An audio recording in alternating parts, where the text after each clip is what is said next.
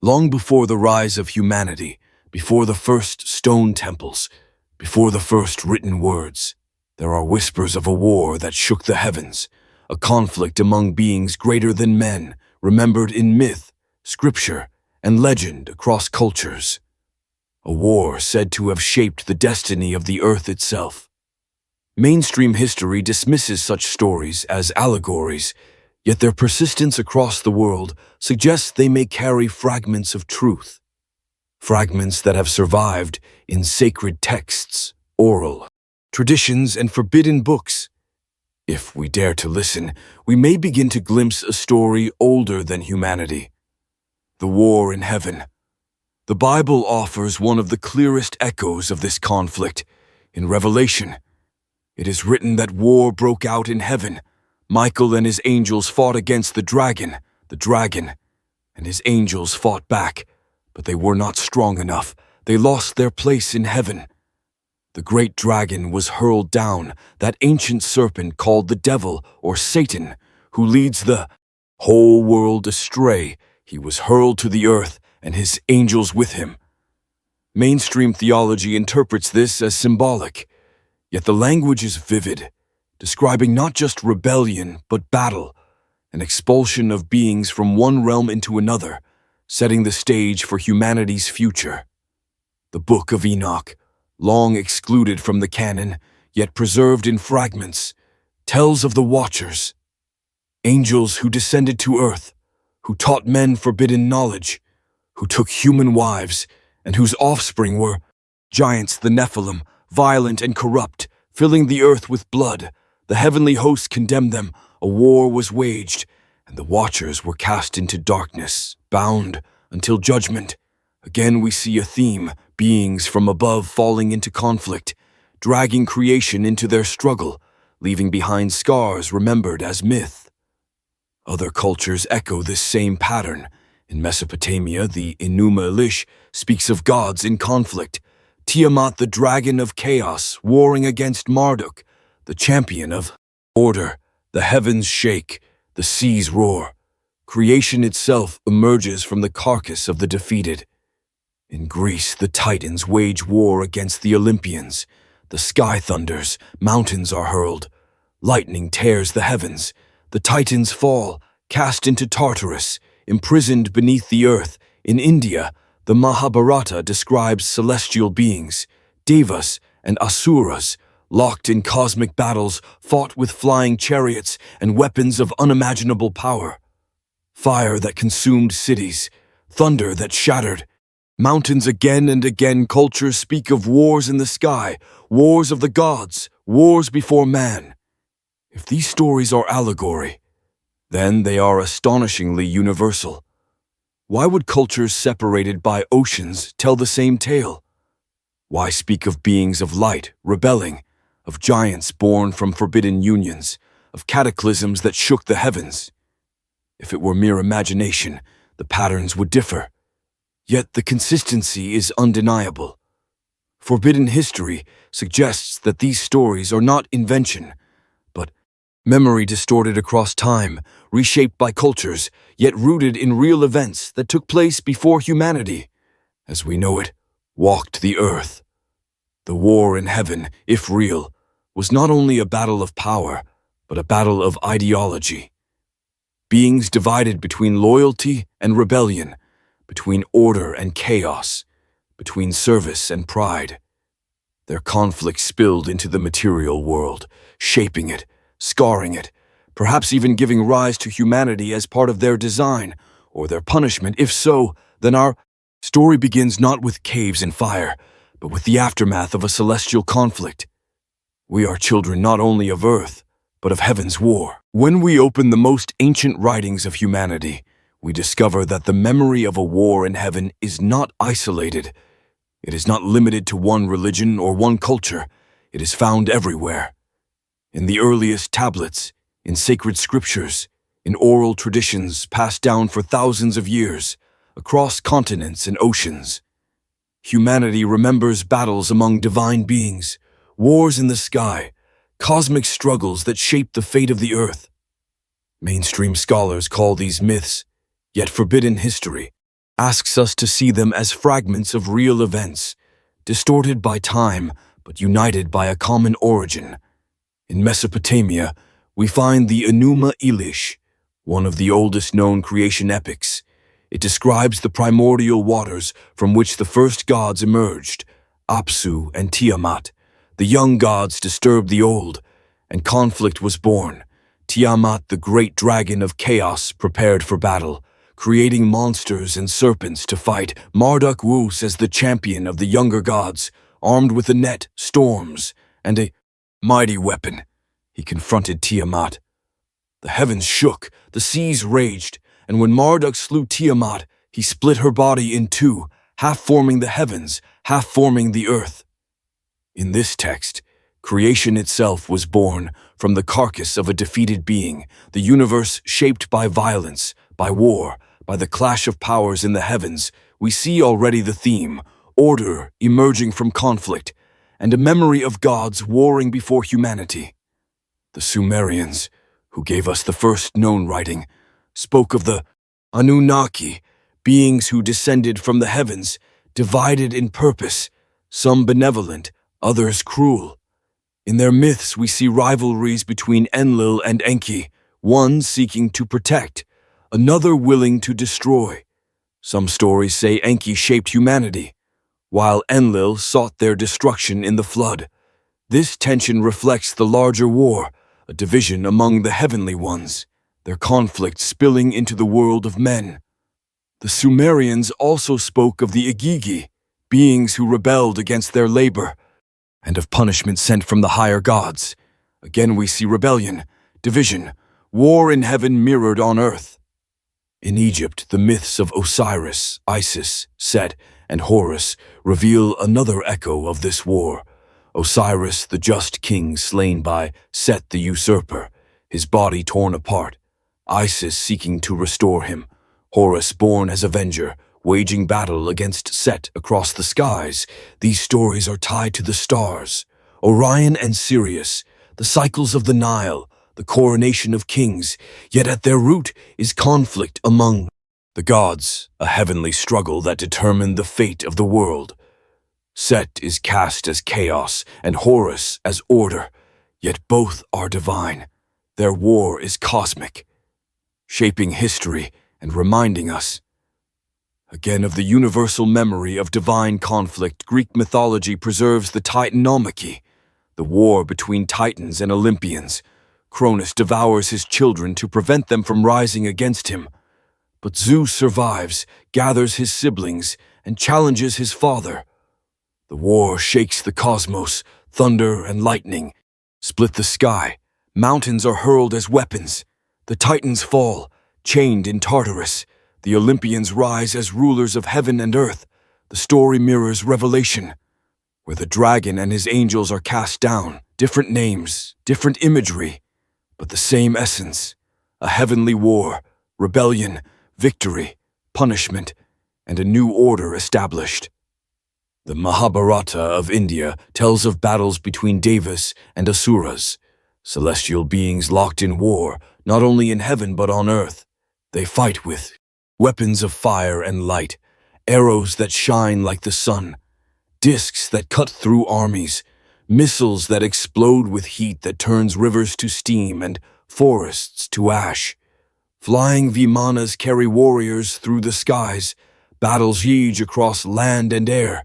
The descriptions are vivid, detailed, almost technological. Mainstream scholars interpret them as metaphors, but the imagery is too precise, too advanced for mere poetry. It is as though the text preserves memory of real wars fought with unimaginable power, wars in heaven seen by mortals who struggle to describe them. China, too, preserves these echoes, myths of the Yellow Emperor, dragons in combat, heavenly beings clashing with thunder and storms. Legends speak of rebels cast down from heaven, of loyal spirits warring against chaos. The battles shake the earth, change rivers, shape mountains. Again, we find the same story. Gods or heavenly beings in conflict, their war mirrored in natural disasters, remembered as myth yet perhaps rooted in reality. In Norse traditions, we find the war of the Aesir and the Vanir, gods fighting gods before uniting. In their cycle of Ragnarok, we see the memory of a final battle in heaven, when gods clash and the world is destroyed and reborn. Again, the theme repeats: celestial beings, conflict, destruction, renewal. It is a pattern too consistent to ignore. Even in the Americas, native traditions speak of sky beings in conflict, thunderbirds battling serpents, heavenly wars that caused floods and fires. The Hopi speak of worlds destroyed before ours, each ending in chaos, each rebirth marked by survivors, guided by heavenly beings. The Aztecs tell of suns, ages destroyed by flood, fire, and wind. Each time the gods fought, each time humanity was remade, the war in heaven remembered as cycles of destruction and creation. When we place all these texts side by side, the pattern becomes clear. Again and again we see rebellion, division, celestial battles, giants or demigods born from forbidden unions, floods, and cataclysms as aftermath, punishment of rebels, imprisonment in the underworld, establishment of new orders. The names differ, the details shift, but the structure is the same. The war in heaven is not a single myth, it is a global memory, preserved in every culture, too consistent to be coincidence. Mainstream historians call this a shared archetype, a story invented separately, yet somehow similar, but forbidden history asks a different question. What if these are not inventions but recollections? What if humanity inherited memories of a real war, a war that took place before our time, recorded as best as possible by the first civilizations, who clothed it in symbols, who told it in stories, but who were preserving something they knew was true, something witnessed or revealed, a war in heaven that scarred creation itself? The ancient texts are not merely stories of gods. They are testimonies, fragments of history remembered in myth, and together they point to one conclusion: that before humanity's rise, there was conflict among powerful beings, a conflict so great it shook the heavens and reshaped the earth. This is the war in heaven, remembered across the world, denied by mainstream history, yet carried in every culture as the forbidden truth of our beginning, the fall of the rebel angels and the seeds of myth. When we follow the echoes of the war in heaven through ancient traditions, we begin to see a clearer picture of rebellion. For the stories do not only speak of battles among the gods, they also speak of beings who fell, beings cast down from the higher realms into the world below, beings remembered as angels, titans, watchers, demons, or gods of chaos.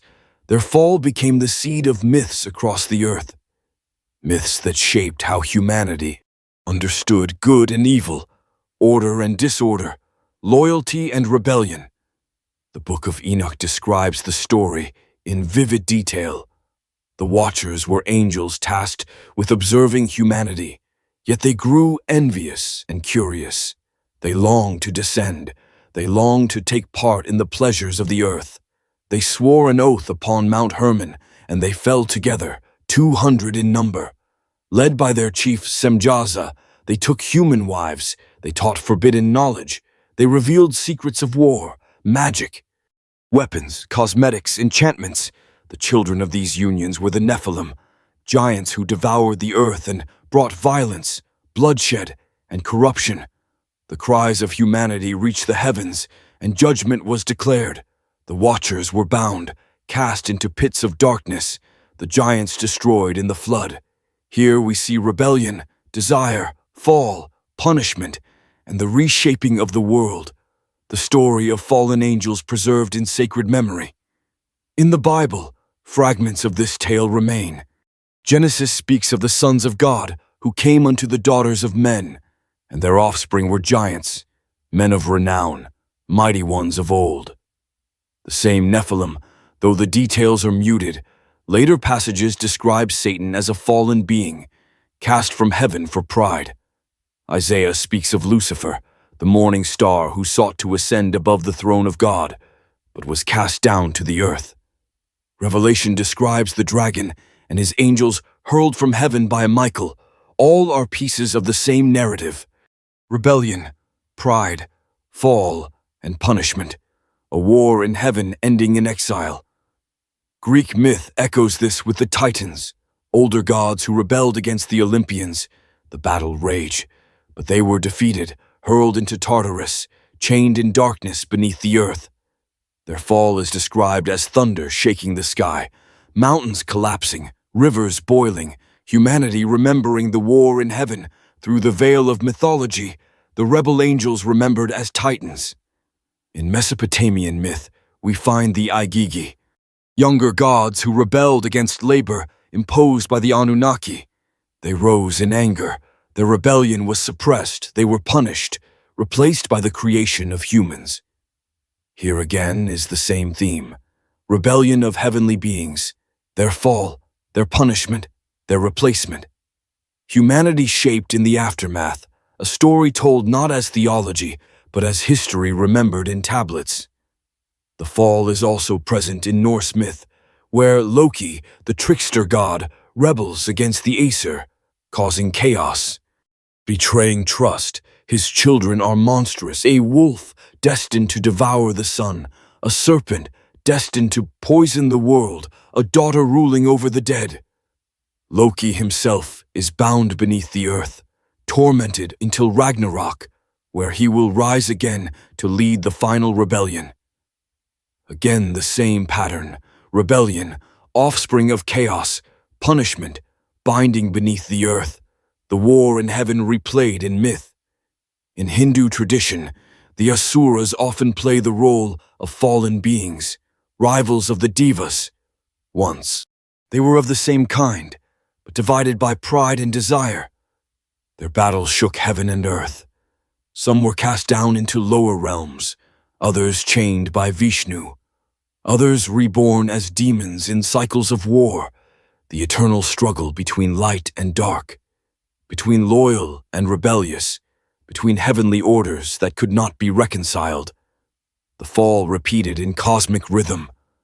Even in the Americas, the memory persists. The Maya speak of gods who created men from wood, but these men were corrupt, arrogant, violent. They forgot their makers, and so they were destroyed, their remnants becoming monkeys. The Aztecs speak of gods who sacrificed themselves to create the sun, but others refused. Pride caused division. Their fall led to cycles of destruction and rebirth. Behind these stories we glimpse the same truth. Beings of the sky who disobeyed, who fell, who brought corruption, and who were punished. The seeds of myth are planted in these falls, for the rebel angels became the demons of later ages. The Titans became monsters in stories. The Asuras became embodiments of evil, yet all of them began as divine, heavenly, powerful. Their fall transformed them from beings of light into beings of shadow, from rulers to prisoners, from gods to devils. Humanity remembered their fall, not only in sacred texts, but in the very language of morality. Rebellion became sin, pride became downfall, loyalty became virtue. The memory of the war in heaven shaping the conscience of civilizations. Why does every culture remember this fall? Why do they all speak of heavenly beings cast down? Forbidden history suggests that these are not coincidences. They are the fragments of a real event, when powerful beings divided, when war tore the heavens apart, when rebels were cast into the world below. Humanity, still young, inherited the memory. Perhaps even lived through the consequences. Perhaps the Nephilim were real. Perhaps the Titans were not metaphors, but flesh and blood. Perhaps the stories of demons and monsters are the faded memories of beings who once walked among us. The fallen ones, cast down in the war in heaven. The seeds of myth are the seeds of memory, and memory does not survive unchanged. It is reshaped, retold, reimagined, but its essence persists. Rebellion, fall, punishment, the loss of light, the beginning of darkness, The war in heaven planted this seed in humanity, and it grew into myths across the world, myths that still shape us today, for we still tell stories of rebels, of angels and demons, of wars in the sky. The seed of myth remains alive, because the truth behind it was too great to be forgotten. Thus, the fall of the rebel angels is not only a story of punishment, it is the turning point of creation, the moment when the heavens were divided, when pride and rebellion reshaped the order of the cosmos, when beings once radiant became outcasts, their memory lingering in every culture, their story echoing in every myth. Humanity was born in the shadow of their fall, and our history has carried that shadow ever since. The Book of Enoch and the Watcher's Descent. The Book of Enoch is one of the most mysterious texts in the world. It is a work excluded from the Bible, preserved only in fragments in Ethiopia and in the scrolls of Qumran. Yet its influence runs deep, for it tells in detail the story of the Watchers, the angels who descended from heaven to earth, and how their rebellion brought corruption and destruction. This book is forbidden history in its purest form, a record of the war in heaven and its consequences, a record so dangerous that it was hidden from the world for centuries. Enoch was said to be the great-grandfather of Noah, a man who walked with God, a man who was taken into the heavens and shown visions of what lay beyond. In these visions he saw the Watchers, 200 angels who descended upon Mount Hermon. They swore an oath together, led by their chief Semjaza, that they would all take wives from among the daughters of men. They desired the beauty of mortal women. They longed to cross the boundary between heaven and earth, and so they fell. This act of rebellion was the beginning of their corruption and the beginning of humanity's suffering. The Watchers took wives and begot children. These children were giants, the Nephilim, mighty ones, men of renown, but also monsters. They devoured the food of men. They turned against them. They drank their blood. They taught war. They taught violence. The world became filled with corruption. Humanity cried out under the weight of their oppression, and their cries reached the throne of heaven. Judgment was declared. The flood would come. The giants would be destroyed, and the Watchers would be bound in the abyss until the final day. The Book of Enoch gives details not found anywhere else. It describes how the Watchers taught forbidden knowledge. They taught men the art of making weapons, swords, and shields. They taught enchantments and sorcery. They taught the cutting of roots and the use of herbs. They taught the painting of the face and the art of deception. They revealed secrets meant only for heaven, and by doing so, they corrupted the earth. They elevated mankind too quickly. They gave power without wisdom, and so humanity fell deeper into violence and sin. The archangels looked down and saw the corruption. Michael, Gabriel, Raphael, and Uriel were commanded to intervene. The Watchers were to be bound, their children destroyed. Enoch was given the task of warning them. He spoke on behalf of heaven, declaring their doom. They begged him to intercede, to write their petition.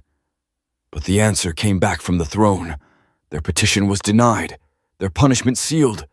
They would be cast into the depths of the earth, their children slain, their legacy erased by the flood. This story, though hidden, became the seed for much of later scripture. Fragments of it appear in Genesis, where the sons of God came unto the daughters of men, and their offspring were giants. In Jude, where angels left their first estate. In Peter, where spirits are chained in darkness. Yet without the Book of Enoch, the details are vague. With it, the picture is clear. There was a descent, a rebellion, a corruption, and a judgment, a war in heaven that spilled onto the earth. The Watcher's descent echoes in myth across the world. In Greece, we hear of gods who took mortal lovers, producing demigods, heroes, and giants. In Mesopotamia, we hear of Anunnaki mingling with men. In India, of celestial beings who crossed boundaries. In every culture, the theme repeats. Beings from above descending, unions forbidden, offspring mighty, but destructive, judgment following. These are not separate tales. They are echoes of the same memory, preserved in different languages, retold in different symbols, yet all pointing back to the forbidden descent. Why was the Book of Enoch excluded? Why was it hidden?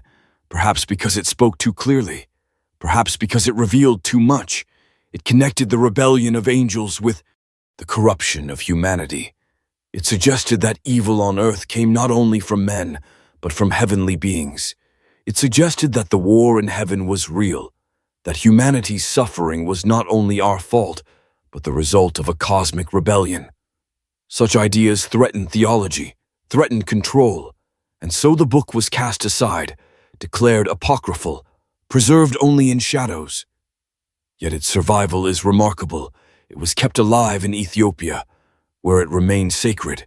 It was found in Qumran among the dead, sea scrolls hidden by those who believed it important. And today it speaks again, reminding us that the forbidden history was never truly lost. It was only hidden, waiting for ears to hear, waiting for eyes to see. The descent of the Watchers is more than myth. It is the explanation for why humanity is both capable of greatness and prone to destruction. We were given knowledge, but too quickly. We were taught power, but without the wisdom to guide it. We were elevated, but corrupted. The war in heaven touched us directly. The Watchers made us heirs of both light and shadow, and our history has been marked by this duality ever since. The flood, as told in Enoch, was not only punishment for mankind, it was judgment upon the Nephilim, the offspring of the Watchers, the giants who consumed the earth, their bodies destroyed, their spirits condemned to wander as evil spirits, the origin of demons in later tradition. Again we see the seeds of myth explained. Demons are not creations of imagination. They are the disembodied spirits of giants, born of forbidden unions, cursed to roam the earth. The Book of Enoch ties together angels, demons, giants, and the flood in a single story, a story of the war in heaven and its consequence. Thus, the Watcher's descent is not a side note, it is central. It is the bridge between the rebellion in heaven and the corruption of earth. It explains why humanity remembers gods who fell, why we tell stories of giants, why floods are remembered across cultures, why demons haunt our myths. It is all one story, one forbidden history, hidden in plain sight, waiting to be recognized. The Book of Enoch remains one of the most powerful testimonies, for it dares to say that the war in heaven was real, that angels rebelled, that they fell, that they mingled with mankind, and that the world we know is the result. If this is true, then humanity's beginning was not natural. It was not simple. It was shaped by beings beyond us, shaped by rebellion, shaped by forbidden knowledge, shaped by the descent of the Watchers. And our history ever since has been lived in the shadow of their fall. Babylonian, Sumerian, and Mesopotamian echoes of celestial wars. If we wish to understand the war in heaven before the origin of humanity, we must return to the lands where writing itself was born. For in Mesopotamia, in the tablets of Sumer, Akkad, and Babylon, we find some of the oldest records of gods in conflict. Stories carved into clay thousands of years before the Bible was written, tales of battles among the heavens, of rebels, of punishments, of floods, tales that preserve fragments of forbidden history. The Sumerians spoke of the Anunnaki, the great gods who descended from the heavens, their name meaning those who came down from above. They were said to have divided duties among themselves, some ruling the heavens, others the earth, some the underworld. But among them there was rivalry, conflict, division. The myths of Enlil and Enki reveal this clearly. Enlil stern and severe, Enki cunning and merciful. Enki sought to aid mankind, Enlil sought often to destroy them.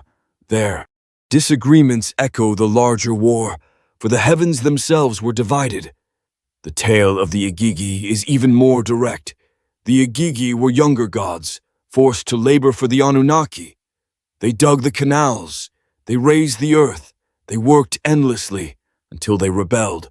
They burned their tools. They surrounded the house of Enlil, demanding freedom. The Anunnaki trembled, fearing war, and it was Enki who proposed a solution: the creation of humanity. Man would be made to bear the labor. Man would take the burden, and the Igigi would be free. Here is rebellion. Here is revolt. Here is the seed of humanity born from the conflict of heavenly beings, our very existence explained as the product of a heavenly war. In Akkadian and Babylonian tradition, the Enuma Elish tells another story. It begins with the primeval waters, with Apsu and Tiamat, from whom the younger gods emerged. But the younger gods disturbed the old, and so war began. Tiamat, the mother of chaos, raised an army of monsters, dragons and serpents. Her power shook the cosmos. Marduk rose as champion of the younger gods, armed with a bow, a net, and a mighty wind. He fought Tiamat, slew her, and split her body in two. From one half he made the sky, from the other he made the earth. Creation itself was born from the corpse of a slain being, order born from heavenly war. The parallels to Revelation are striking. A dragon defeated, cast down, order established in the aftermath, the same story told in another tongue. Babylonian texts also preserve the story of Atrahasis, where the gods decide to destroy mankind with a flood because humanity had grown too loud, too numerous, disturbing the gods. Yet one god, Enki, warns Atrahasis, tells him to build a vessel, to survive, to carry life, and so mankind is saved. Here again is division among the gods, some seeking destruction, others seeking preservation, conflict shaping human destiny, rebellion and mercy intertwined, the flood as judgment not only upon men, but upon the corruption brought by the heavenly order itself. These texts, written in cuneiform, long buried, discovered in the deserts of Mesopotamia, reveal a worldview where heaven was not harmonious, where gods struggled against one another, where rebellion was constant, where mankind was shaped and judged as part of these struggles. When we read them with open eyes, they sound less like myth and more like fragments of memory, the memory of the war in heaven, remembered in the first cities of the world. The story of Gilgamesh too carries echoes of this forbidden history.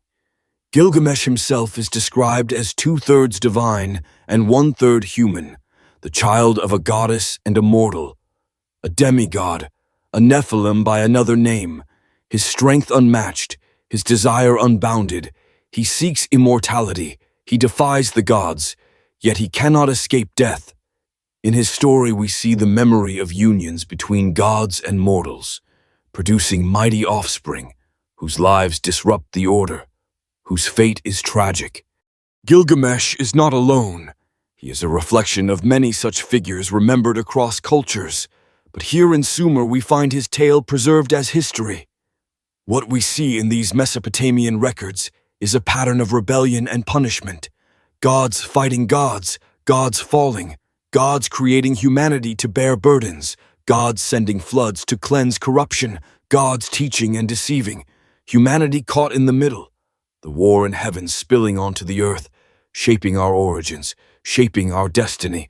Mainstream scholars read these texts as myth, as allegory, as symbolic tales to explain nature, but forbidden history invites us to read them differently, to see them as records, distorted, perhaps, but based on real events, real conflicts among beings of power who walked the earth, beings remembered as gods, yet who may have been fallen angels, rebels from heaven, shaping history in ways we have forgotten.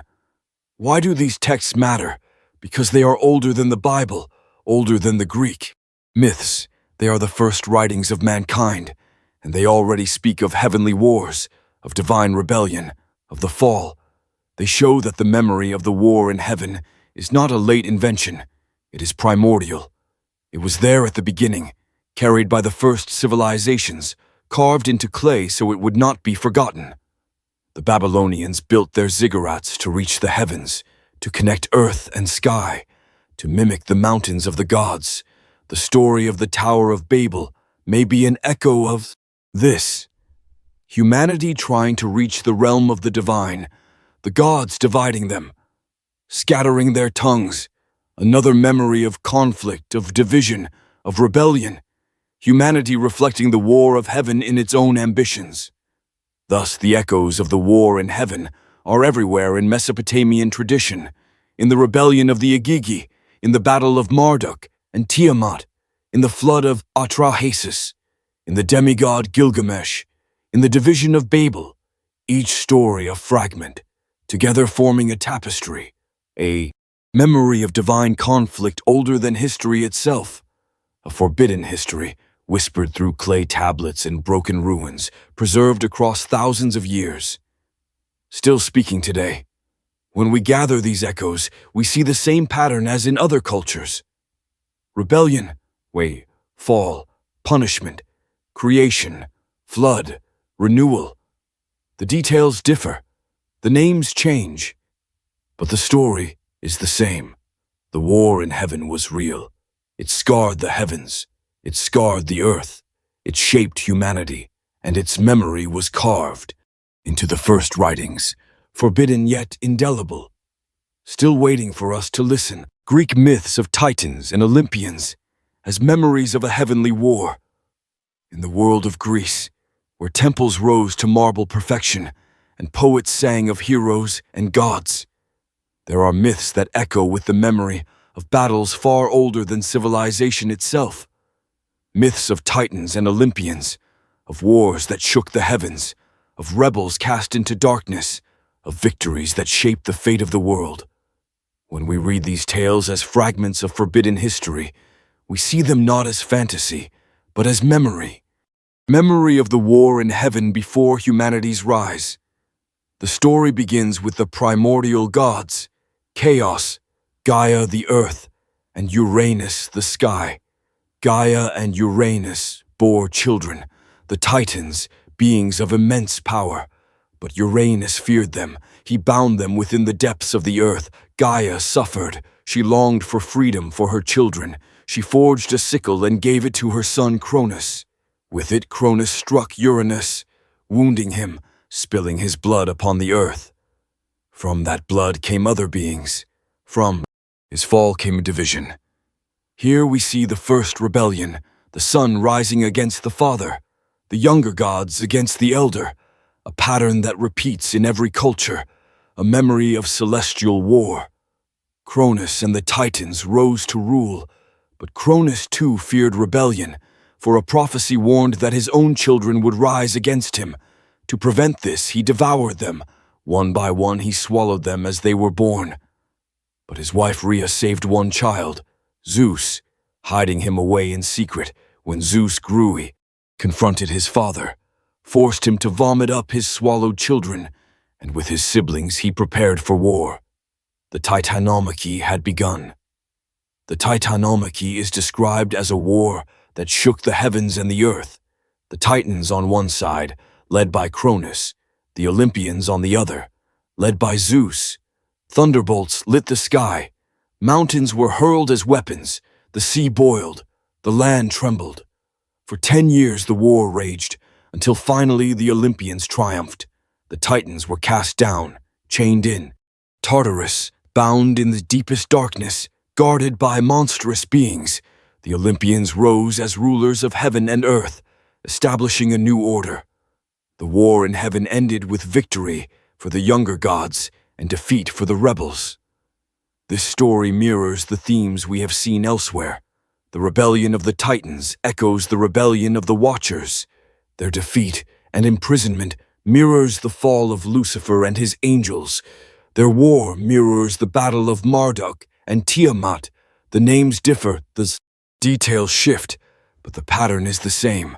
War in heaven, rebellion, fall, punishment, and a new order established. But Greek myth does not end there, for even after the Titanomachy, another war followed. The Gigantomachy, the war of the giants, the children of Gaia, born of her anger at the fate of the Titans.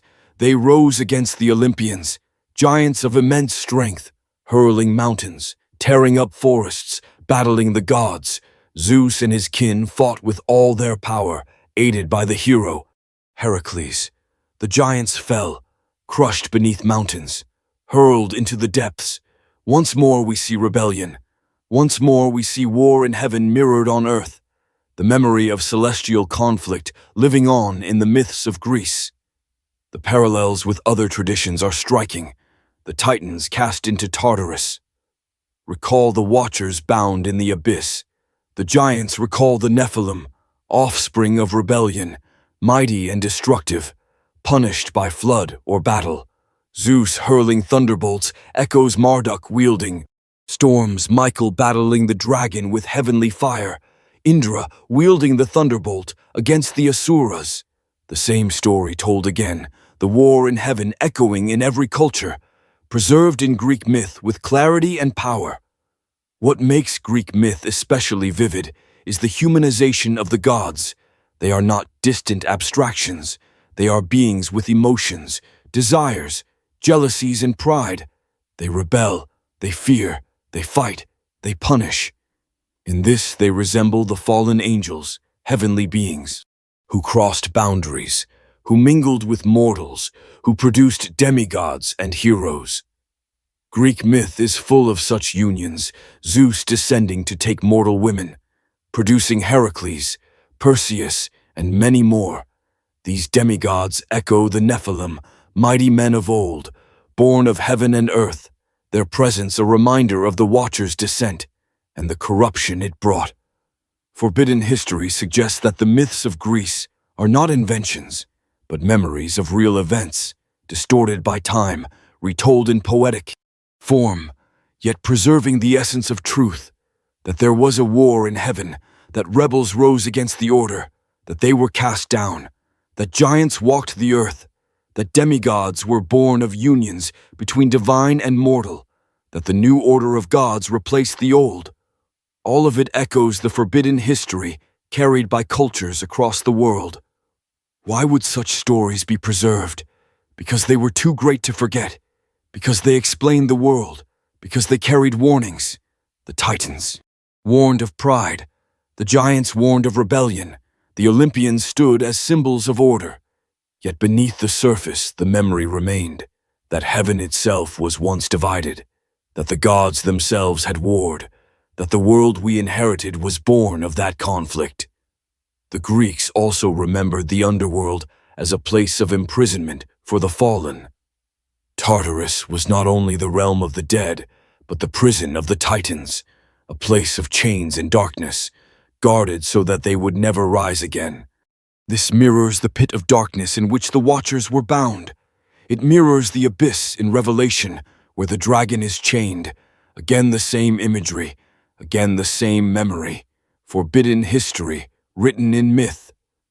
Even the cycle of prophecy is present. Uranus feared his children, Cronus feared his children. Zeus too was warned that his offspring might overthrow him. The cycle of rebellion repeats, as if to remind us that the war in heaven was not a single event, but an eternal struggle. Pride, always rising, rebellion always threatening, order always challenged. This eternal war is not only myth, but reflection of a reality that shaped creation itself. Thus the myths of Greece are not mere entertainment. They are fragments of forbidden history, preserved in song and story. They tell us that the war in heaven was real, that rebels rose and fell, that giants walked the earth, that demigods were born of forbidden unions, that punishment followed, that order was restored, but only temporarily, for the cycle repeats. The war in heaven is never truly over. It is part of the fabric of existence, and humanity was born in its shadow. Hindu accounts of asuras and devas and cosmic battles in the sky. In the sacred traditions of India, we find some of the most detailed and vivid descriptions of heavenly wars. The Hindu scriptures speak openly of beings called devas and asuras, of gods and demons locked in eternal conflict, of battles fought not only on earth but in the skies above, of weapons that seem far beyond the imagination of ancient poets, of flying machines called vimanas that carried warriors across the heavens.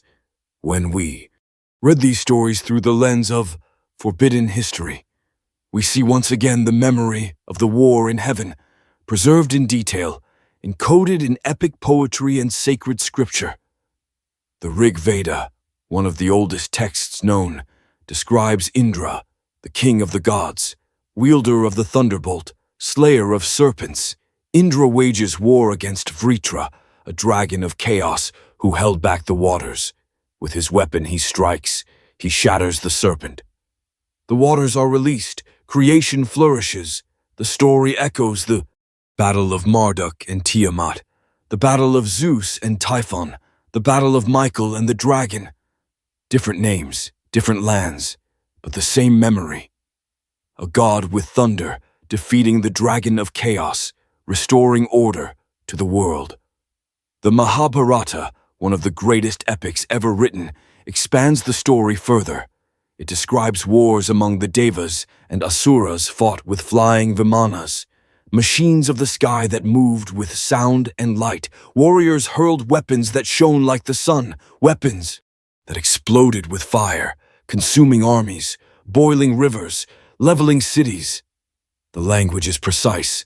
It speaks of blasts brighter than 1,000 suns, of smoke rising like a mushroom cloud, of men whose hair and nails fell away, of birds falling from the sky, of food poisoned. These are not the images of bronze swords and wooden arrows. They are the images of advanced technology, of weapons far beyond the age in which the poem was written. They read like the memory of a war fought with knowledge forbidden, a war in heaven brought down to earth. The Ramayana tells of Rama, avatar of Vishnu, battling the demon king.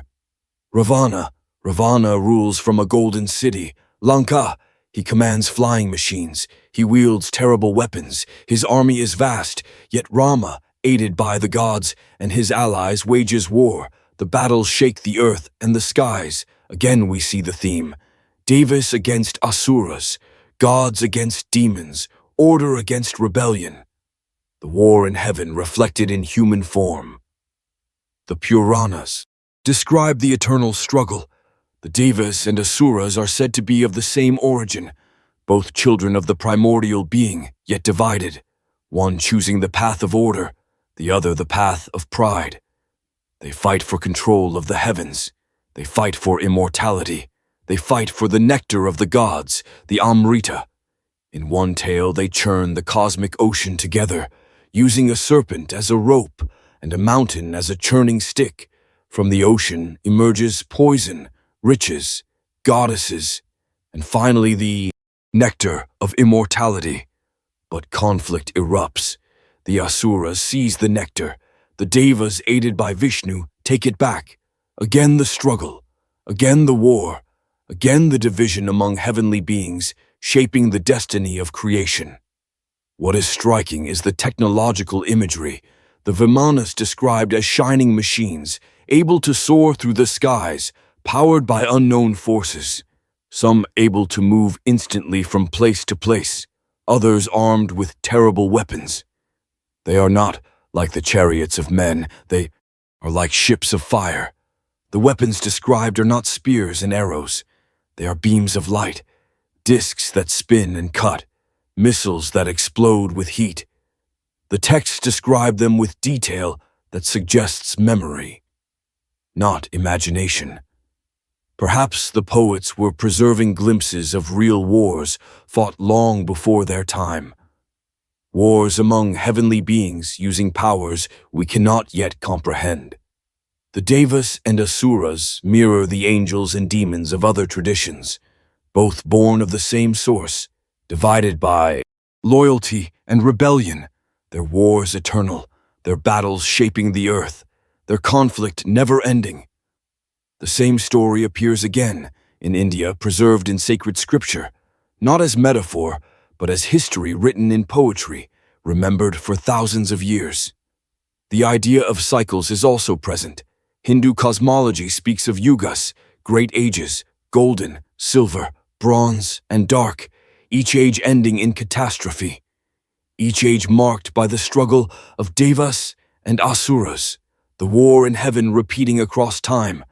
The same story lived again and again, humanity rising, falling, remembering fragments, forgetting others, yet always shaped by the eternal struggle of heavenly beings, forbidden history, seen not as one event, but as a cycle, an eternal war. Even today the stories endure. They are told in temples, in chants, in rituals. They remind humanity that our world is not alone, that forces beyond us wage wars unseen, that the struggles of heaven shape the struggles of earth. They remind us that rebellion always rises, that pride always leads to downfall, that order must always fight to preserve creation. They are not merely myths, they are warnings, memories of what has come before, and prophecies of what will come again. When we place the Hindu accounts beside those of Greece, Mesopotamia, Egypt, and the Bible, the pattern is undeniable. Devas and asuras mirror angels and demons. Indra, with his thunderbolt, mirrors Zeus and Marduk. Ravana mirrors the fallen king. The Vimanas mirror the fiery chariots of Elijah and the wheels of Ezekiel.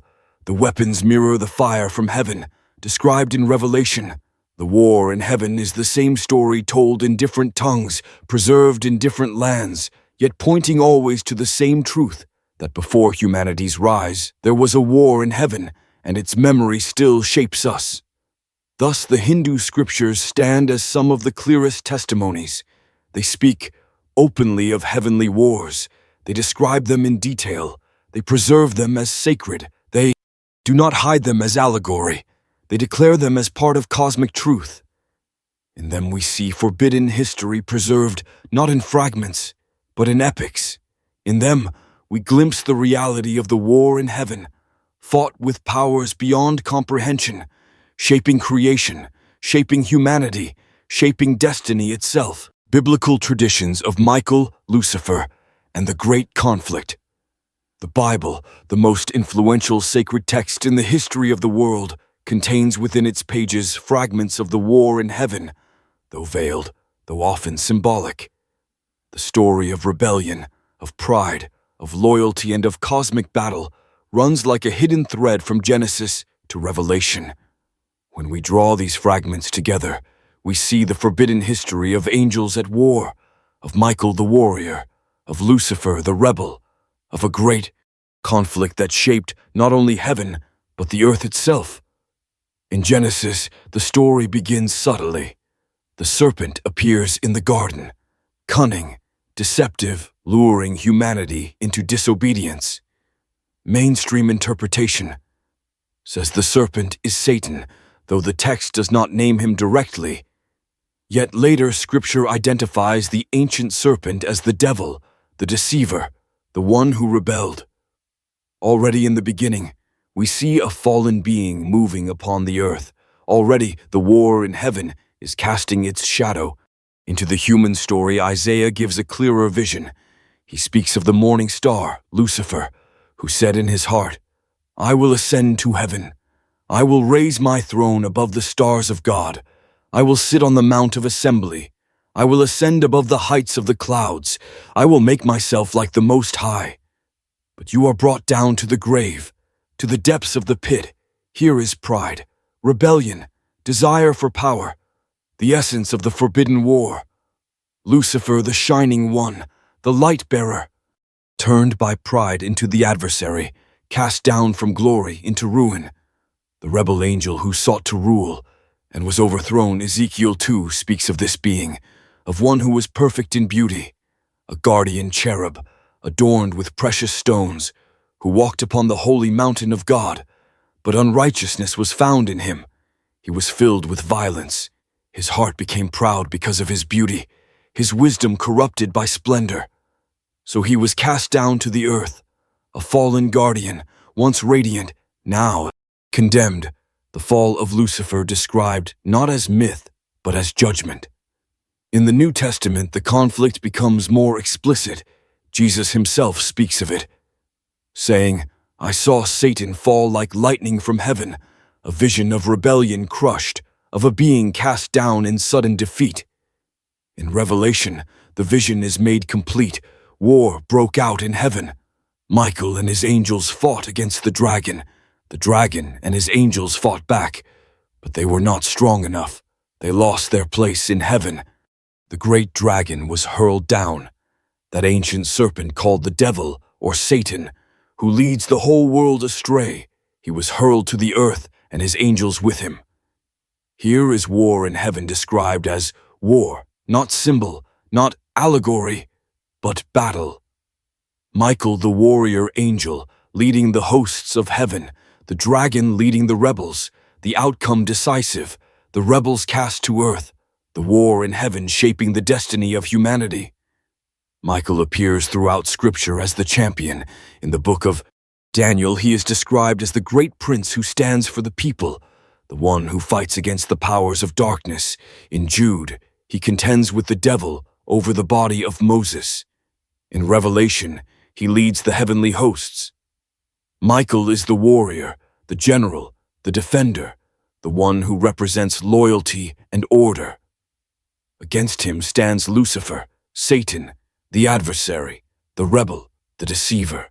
Their opposition is the heart of the forbidden war. Their struggle is the great conflict that shapes both heaven and earth.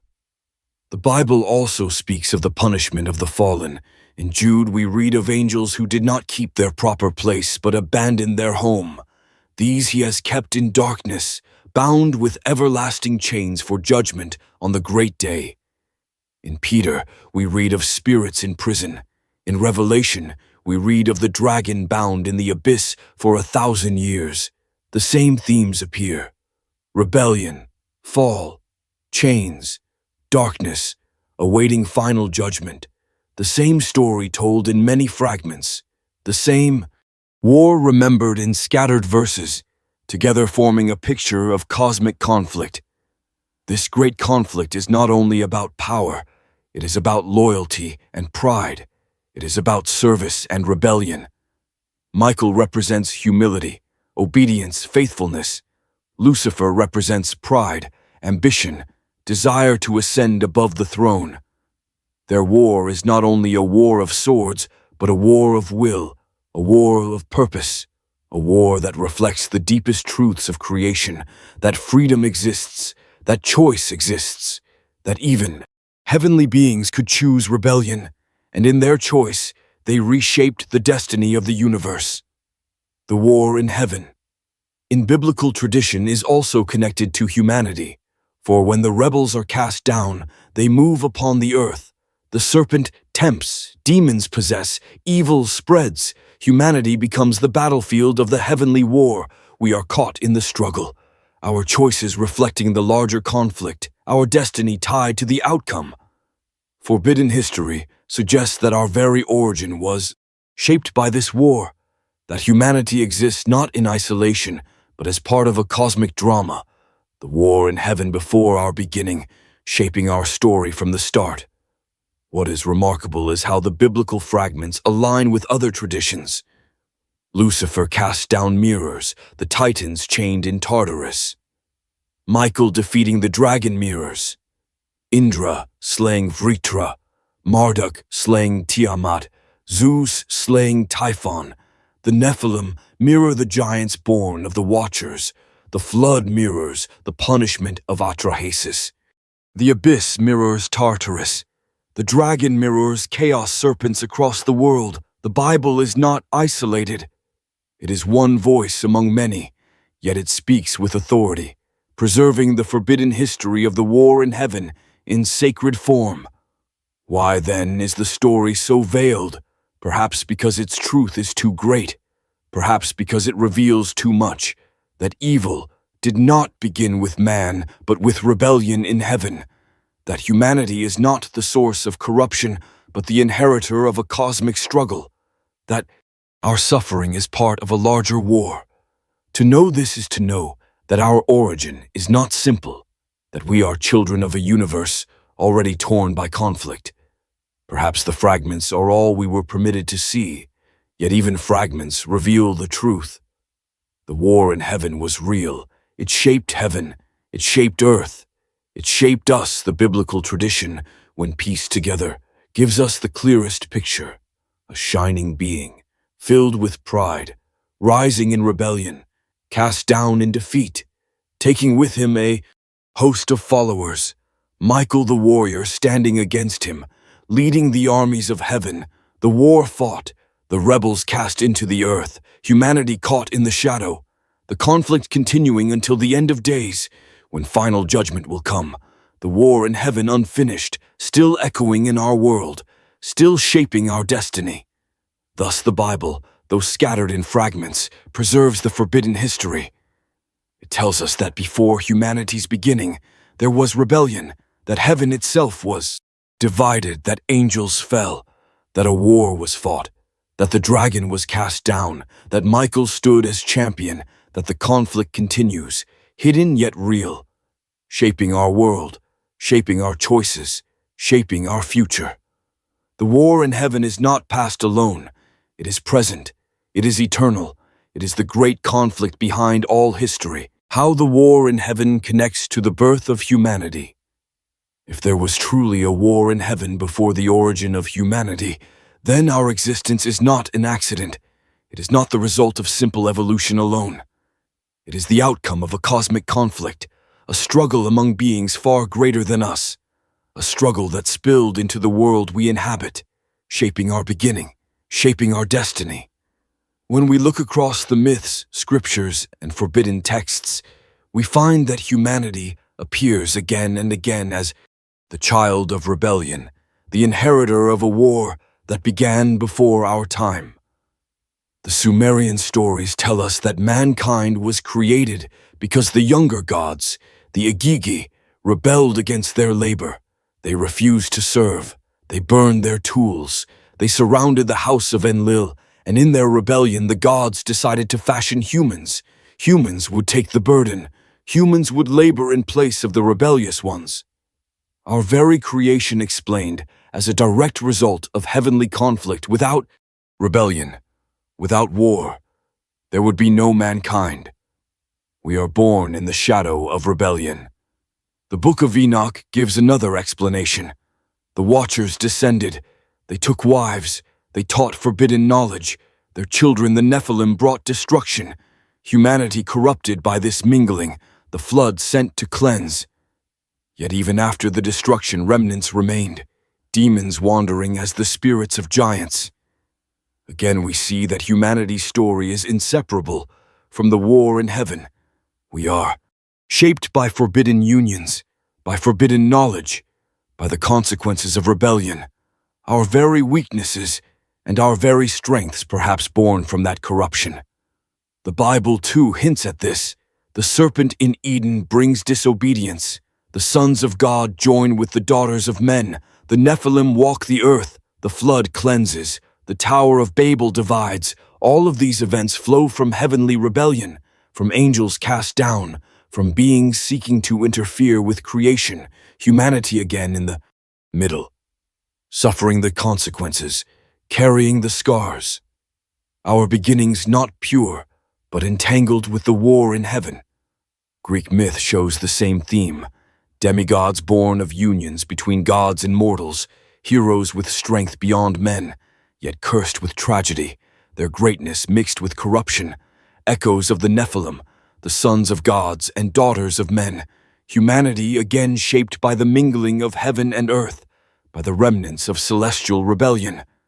The Hindu scriptures also speak of this mingling of celestial beings descending, of heroes born of gods and mortals, of knowledge given to men by divine beings, of wars fought with weapons beyond comprehension, humanity drawn into the conflict of devas and asuras, lifted into greatness yet scarred by corruption, once again the war in heaven touching our origins directly. Even in Native American traditions we find the same echoes, stories of sky beings who came down, who mingled with mortals, who brought knowledge and destruction, stories of floods that wiped the slate clean, stories of survivors guided to safety. The memory persists, The pattern remains, humanity always in the middle, humanity always shaped by the forbidden war. When we see these patterns together, a truth emerges. Humanity was not born in isolation. We were born in the aftermath of rebellion, in the shadow of war. We are children of earth, but also children of heaven's conflict. Our creation linked to rebellion, our corruption linked to forbidden unions, our survival linked to judgment, our destiny linked to the outcome of a war that began before us. This explains why humanity carries such contradiction, why we are capable of beauty and destruction, why we seek the stars yet wallow in violence, why we dream of gods yet fear demons. Within us is the legacy of both light and shadow, knowledge given too soon, desires planted by rebels, strength inherited from forbidden unions, weakness inherited from corruption. We are the offspring of a divided heaven, and our history is the reflection of that division. The flood, remembered across cultures, was not only punishment of men, but also cleansing of the corruption of heavenly rebellion. The giants destroyed, the watchers bound, the world reset, humanity preserved in small numbers. Yet even then the shadow remained, demons wandering, forbidden knowledge lingering, rebellion never fully erased. The war in heaven continued in whispers, in temptations, in powers behind thrones. Humanity still, caught in the middle, our origin forever tied to the great conflict.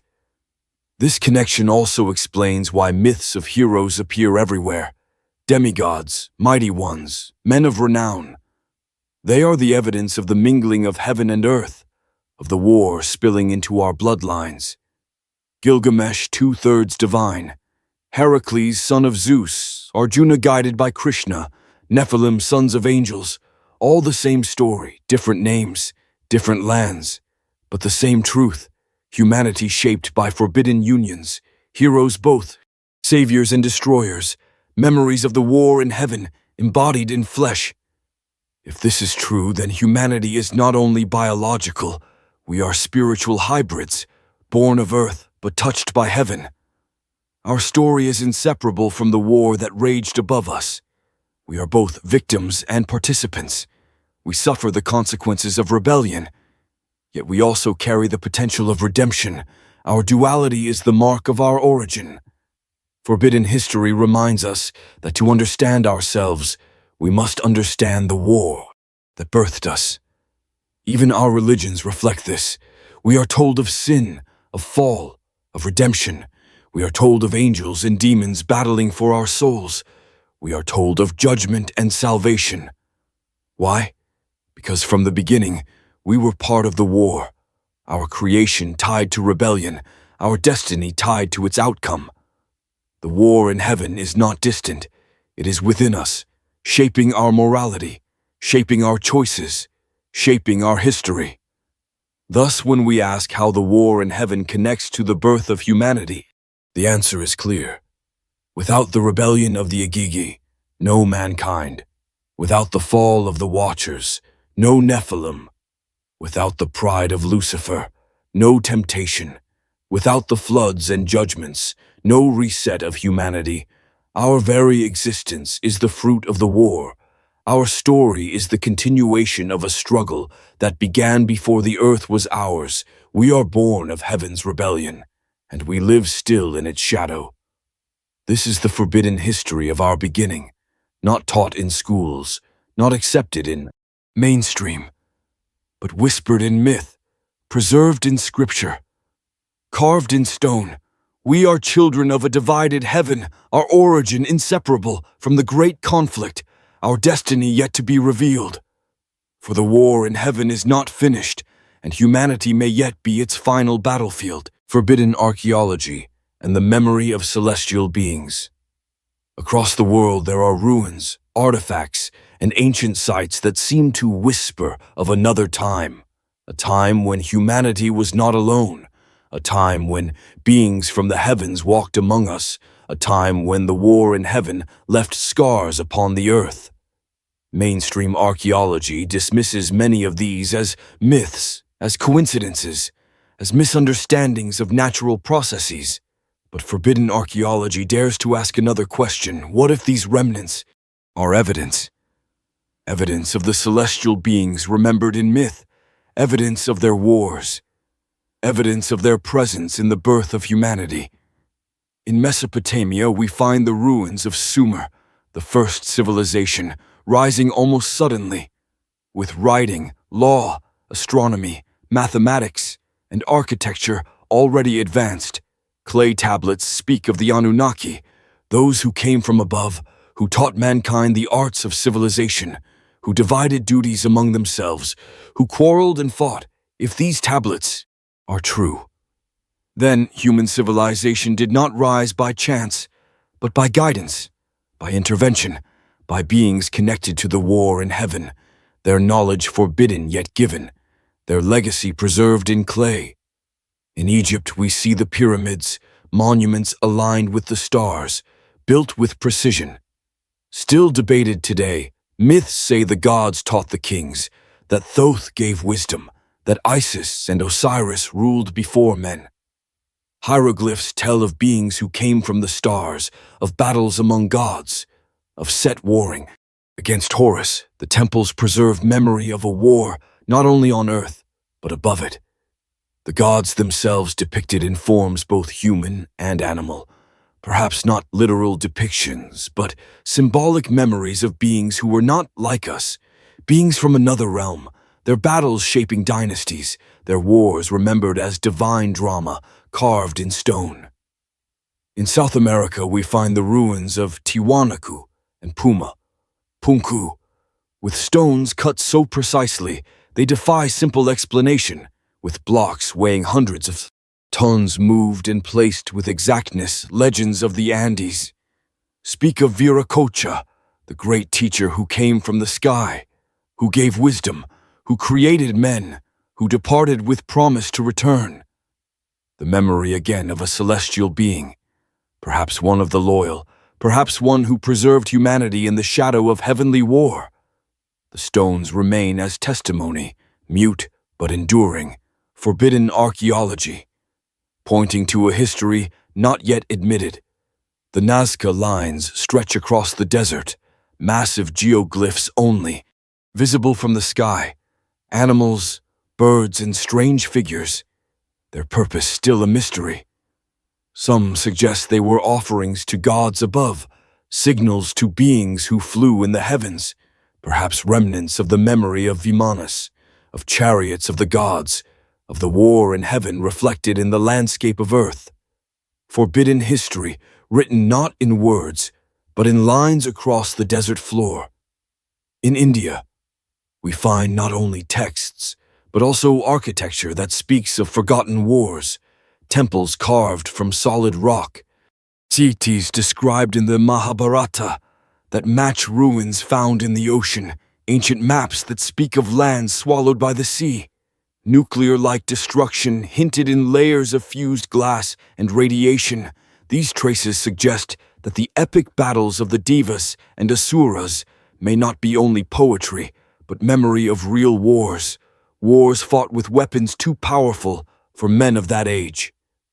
Forbidden archaeology, preserving scars of battles once fought by celestial beings. In the Pacific, we find Easter Island, statues of immense heads staring at the horizon.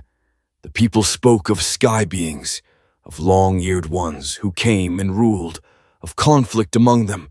The statues, perhaps guardians, perhaps memorials, perhaps echoes of a war now forgotten. Forbidden archaeology reminding us that even isolated islands carried the memory of beings from the sky. In North America, petroglyphs show strange figures, beings with halos, beings with wings, beings descending from the sky. Stories of the Hopi speak of Kachinas, sky beings, who guided them, who punished, who protected, who fought among themselves. The memory of heavenly conflict once again found among the first peoples. Forbidden history preserved not in books, but in stories and stone carvings. Why do we find pyramids across the world, in Egypt, in Mesopotamia, in Mesoamerica, in Asia, all aligned with stars, all built as mountains of the gods, perhaps because they were imitations of the heavenly realm, perhaps because humanity remembered beings who came from above, who descended upon mountains, who ruled from the skies, perhaps because the war in heaven left such an impression that mankind sought always to reach back, to build in stone what they had once seen in fire and light. Forbidden archaeology pointing not to coincidence, but to common memory. Skeptics say these are myths, that ancient peoples invented gods to explain what they could not understand. But why, then, are the myths so consistent? Why do they always speak of beings from above, of wars among them, of knowledge given, of punishment following? Why are the monuments aligned with the heavens? Why do the ruins speak of precision beyond simple tools? Forbidden history suggests the answer. Because these were not inventions, they were memories. Memories of the war in heaven and of the beings who fought it. The ruins are scars, the myths are testimonies. Together they reveal that humanity has always known, even if we have forgotten, that we were not alone at the beginning, that our world was visited, that our creation was shaped, that our civilizations were guided and scarred by the presence of celestial beings, some loyal, some rebellious, some teachers, some destroyers, all connected to the forbidden war, all leaving traces for us to find.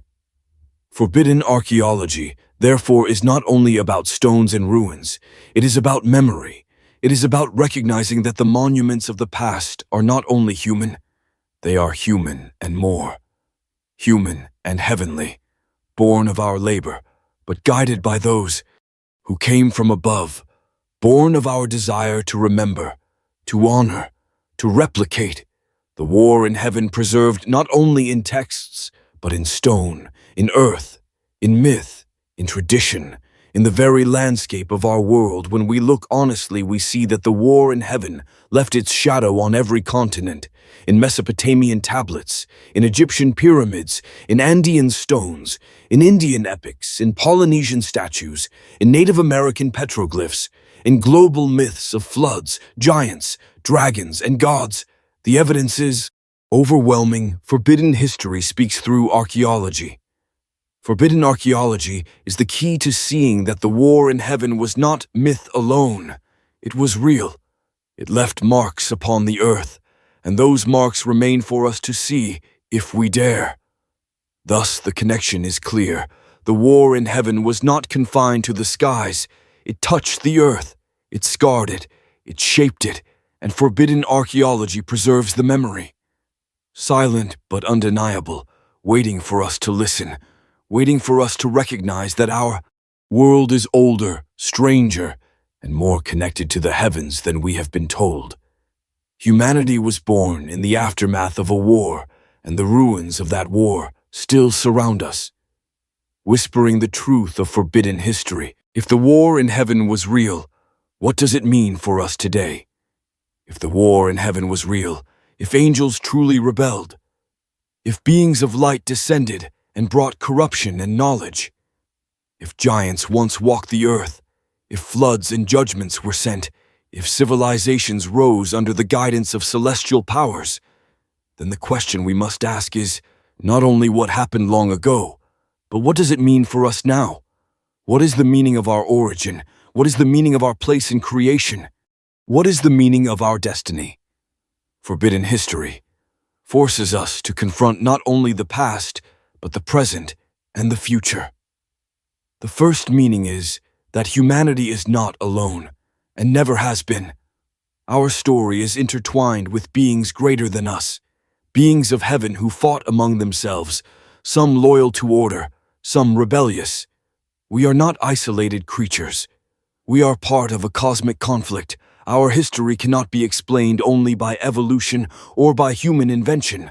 Our history is the aftermath of a war, and we live in its shadow. This means that our struggles are not only material, but spiritual, not only political, but cosmic, not only human, but divine. The second meaning is that good and evil are not abstractions. They are real forces, rooted in rebellion and loyalty, pride and humility, choice and consequence.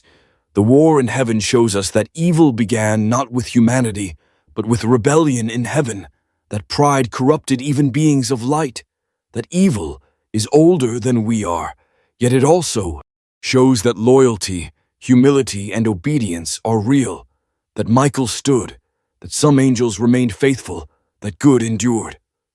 Our choices today are part of this larger struggle. We are participants whether we know it or not. Every act of pride or humility, every act of loyalty or betrayal, echoes the war in heaven. The third meaning is that humanity carries within itself the legacy of both light and shadow. We are children of earth, but also touched by heaven. We are capable of beauty and destruction. We dream of stars yet wage war. We create temples and bombs, music and prisons. We are divided because our origin is divided. We are the children of a heaven at war. Our duality explained not only by psychology, but by history. A forbidden history that reveals why we struggle within ourselves, why we are both noble and fallen, why we long for the divine, yet fall into corruption. The fourth meaning is that our religions are not illusions. They are memories, fragments, testimonies of a reality too great to forget. The myths of Greece, the epics of India, the tablets of Sumer, the Bible itself, all preserve the memory of the war in heaven. Different voices telling the same story, different names for the same beings, different symbols for the same truths. If we recognize this, then religion is not mere superstition. It is record, partial, veiled, but real, forbidden history, preserved in sacred form, waiting for us to see. The fifth meaning is that our future may still be shaped by the war in heaven, for the conflict is not finished. Revelation says the dragon still wages war. Hindu texts say the asuras still rise. Myths of Ragnarok say the final battle is yet to come. Every tradition speaks of a climax, a return, a judgment. The war in heaven is not only past, it is ongoing, its conclusion still before us. Humanity may yet be the battlefield, our choices, the weapons, our destiny, the prize. To know the war in heaven is to know that history is not random, it is purposeful. It is leading to an end already foreseen in fragments, an end we are approaching. The sixth meaning is that knowledge is both gift and danger. The Watchers gave forbidden knowledge, weapons, enchantments, sorcery, beauty, but they also brought corruption, destruction, pride. Our own age reflects this. We create technology, we split atoms, we reach the stars, but our knowledge threatens us. Our weapons could destroy us, our pride could consume us. The war in heaven warns us that knowledge without wisdom is ruin, that power without humility is destruction, that we must learn from the past or repeat its judgment. Forbidden history is not only memory, but warning. The seventh meaning is that we are not powerless, though born of rebellion, though scarred by corruption. Humanity still has choice. We can align with light or shadow. We can follow pride or humility. We can choose loyalty or rebellion. Michael stands as example. The Watchers stand as warning. We are free to choose, and our choices matter. They echo in eternity. They align us with one side or the other.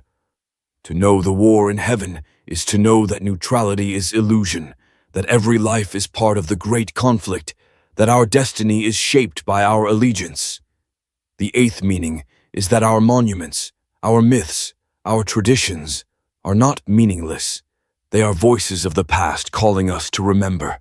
The pyramids, the epics, the scriptures, the petroglyphs, all remind us that we are part of something greater, that we are children of a cosmic struggle, that the war in heaven shaped us.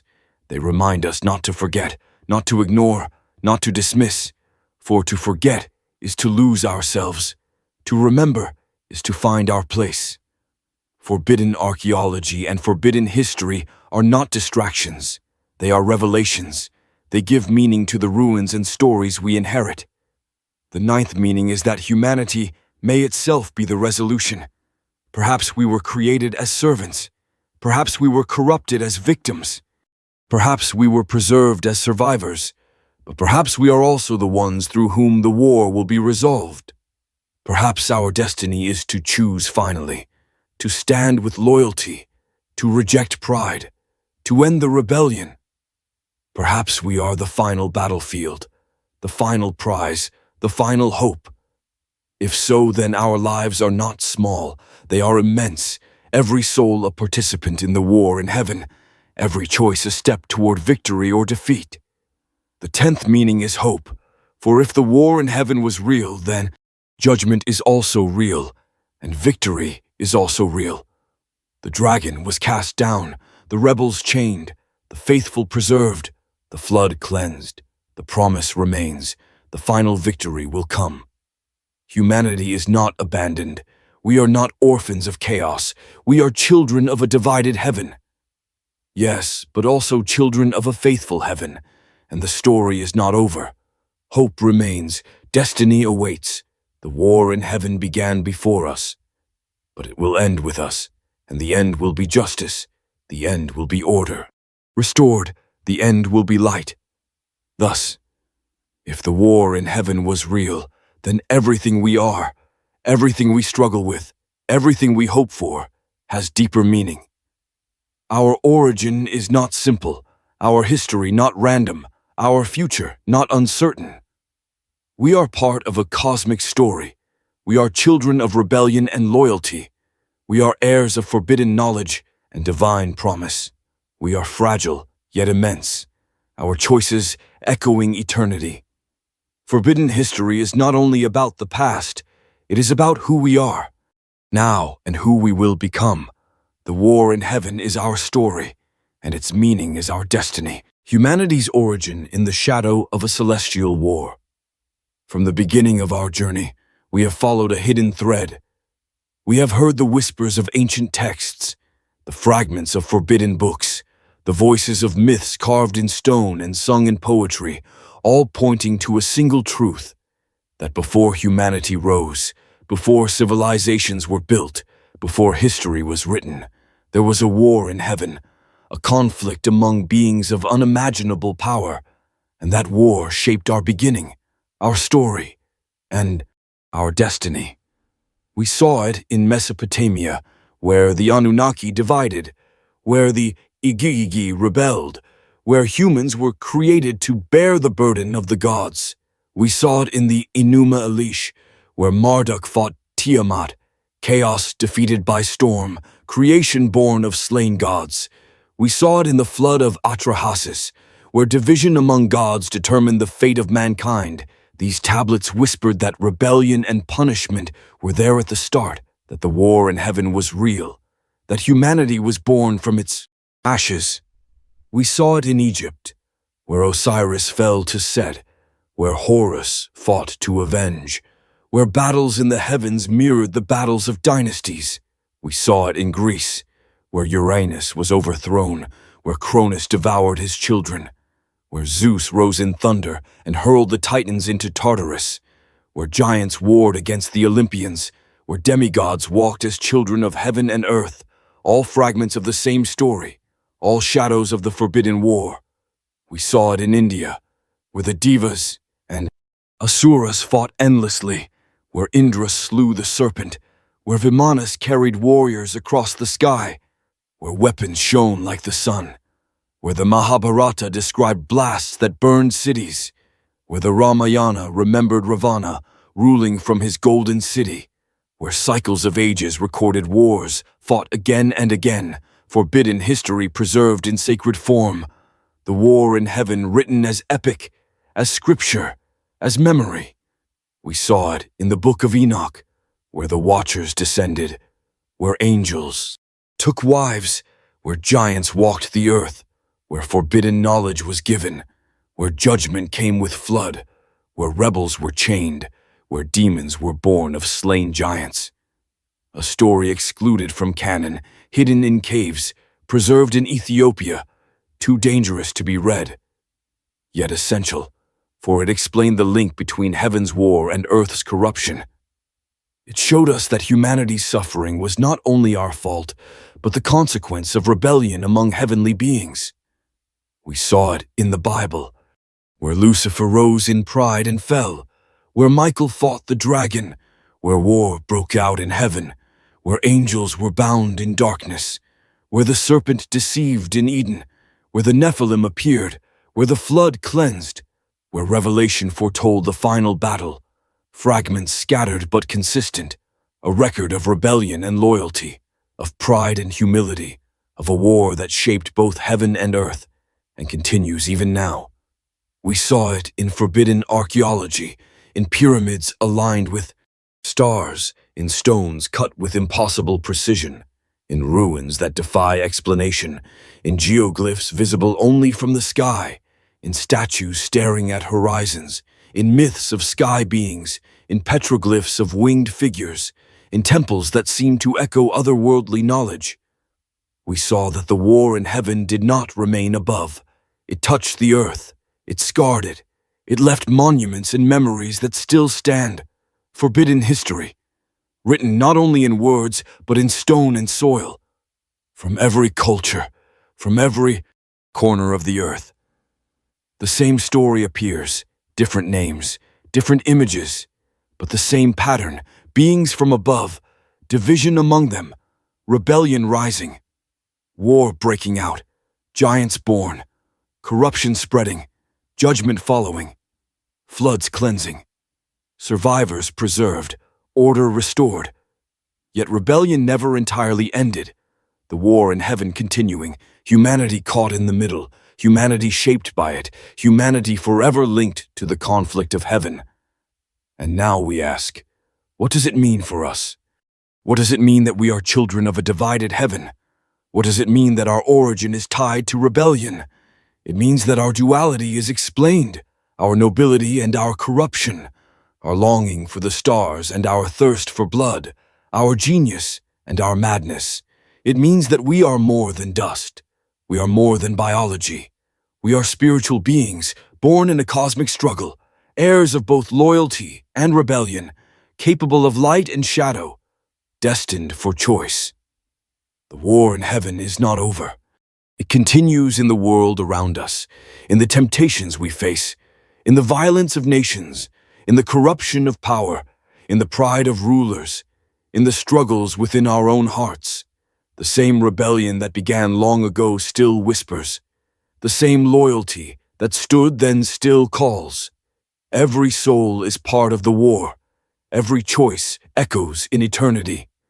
We are participants, whether we accept it or not. The war in heaven is the story of humanity, because humanity is its battlefield. The end has been foretold. Every culture speaks of it. Revelation of a final judgment, Hindu texts of the end of the age and the coming of Kalki. Norse myth of Ragnarok, Mayan calendars of cycles ending, all speak of a climax, a final battle, a resolution. The war in heaven will not last forever. It began before us, but it will end with us, and our choices will determine where we stand when it ends. Forbidden history is therefore not only about the past, it is about the present and the future. It is about who we are and who we will become. It calls us to remember that we are not accidents, that we are not alone, that we are part of something greater, that our lives matter, that our choices matter, that our destiny is immense. The war in heaven is our story, and the final chapter has yet to be written. As we close this journey, we are left with awe and with responsibility. Awe that the myths, the ruins, the scriptures, all align. Awe that humanity's origin is far stranger, far deeper, far more meaningful than we were taught. Awe that we are children of a cosmic struggle. Responsibility because now we know. Responsibility because the war continues. Responsibility because our choices are part of its outcome. We cannot claim ignorance. We cannot say we were not told. Forbidden history has spoken. The war in heaven is real, and its shadow still covers us. Yet there is also hope, for if rebellion is real, loyalty is real. If pride is real, humility is real. If destruction is real, redemption is real. If the dragon fell, Michael stood. If the watchers corrupted, some angels remained faithful. If judgment came, salvation also came. Hope remains. The war is not finished, but its end is certain. Order will be restored. Light will triumph. Humanity, though born in shadow, may yet rise into light. Thus, humanity's origin, in the shadow of a celestial war, is not despair, but destiny. It is not ruin, but revelation. We are more than dust. We are more than accident. We are children of a forbidden history, heirs of a divided heaven, participants in a cosmic conflict, our lives immense, our choices eternal, our destiny still unfolding. The war in heaven began before us, but it will end with us, and in that ending, our true origin, our true nature, our true destiny will finally be revealed.